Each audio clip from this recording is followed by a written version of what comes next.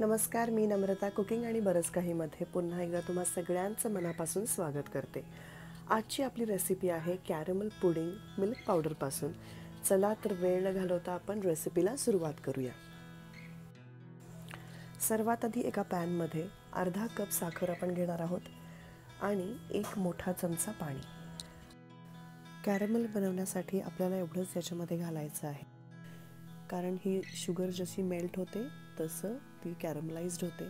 तुम्ही इथे बघू शकता शुगर मेल्ट होत आहे आणि आपलं शुगर कॅरमल इथे तयार झालेलं आहे. याचा रंग तुम्ही बघू शकता, हलका सोनेरी रंग आहे. जास्त गडद रंग नाही करायचा याचा आपला, नाहीतर त्याची टेस्ट जी आहे थोडीशी कडवट लागते. तर इथे आपली शुगर कॅरमलाइज्ड झालेली आहे. ज्या ट्रेमध्ये आपण पुडिंग सेट करणार आहोत त्या ट्रेमध्ये आपण याला काढून घेऊया आणि ट्रे बाजूला ठेवूया. जर तुम्ही चॅनलला पहिल्यांदा व्हिजिट करत असाल तर चॅनलला आधी सबस्क्राईब करा, म्हणजे माझ्या लेटेस्ट व्हिडिओचं नोटिफिकेशन तुम्हाला वेळेवर मिळेल. आता आपण पुडिंगची तयारी करूया. इथे मी अर्धा वाटी मिल्क पावडर घेतलेला आहे आणि त्यामध्ये 2 वाटी मी पाणी घातलेलं आहे. तर याच्यामध्ये कुठल्याही गाठी नाही राहायला पाहिजे, अशा प्रकारे आपण याला मिक्स करून घेणार आहोत. दुधाला जे आहे आपल्याला 5 मिनिटासाठी उकळवायचं आहे मंद आचेवर. दूध चांगल्या प्रकारे उकळल्यावर आपल्याला त्याला पूर्णपणे थंड करण्यासाठी रूम टेम्परेचरवर ठेवायचं आहे. दूध पूर्णपणे रूम टेम्परेचरवर थंड झाल्यावर आपण त्याच्यामध्ये 1 अंड, 1/3 साखर हे मिश्रण आपण चांगल्या प्रकारे मिक्स करून घेणार आहोत. चांगल्या प्रकारे मिक्स करून झाल्यावर आपण त्याच्यामध्ये अर्धा चमचा व्हॅनिला एसेन्स घालणार आहोत आणि पुन्हा आपण याला चांगल्या प्रकारे मिक्स करून घेऊया. थंड झालेल्या दुधामध्ये आपल्याला हे अंड, साखर आणि व्हॅनिला एसेन्सचं मिश्रण घालायचं आहे आणि पुन्हा एकदा त्याला चांगल्या प्रकारे मिक्स करायचं आहे. तर इथे आपल्याला लागणारं पुडिंगचं जे मिश्रण आहे ते चांगल्या प्रकारे तयार झालेलं आहे. आता आपण त्याला ह्या कॅरमल शुगरवर घालूया.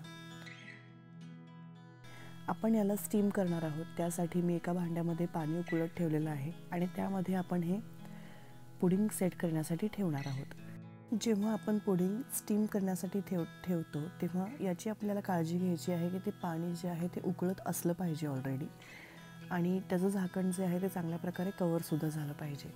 30 मिनिट स्टीम करून झाल्यावर आपल्याला याला रूम टेम्परेचरवर पूर्णपणे कूल डाऊन होऊन द्यायचं आहे. त्यानंतर आपण याला 2 तास रेफ्रिजरेट करणार आहोत. तर इथे जे आहे आपलं पुडिंग रेफ्रिजरेट झालेलं आहे आणि आता आपण याला काढून बघूया. तुम्ही इथे बघू शकता आपलं जे हे मिल्क पावडरचं कॅरमलाइज्ड पुडिंग आहे ते मस्तपैकी रेडी आहे. घरामध्ये लहान मुलांना, मोठ्यांना सगळ्यांना ही रेसिपी आवडते.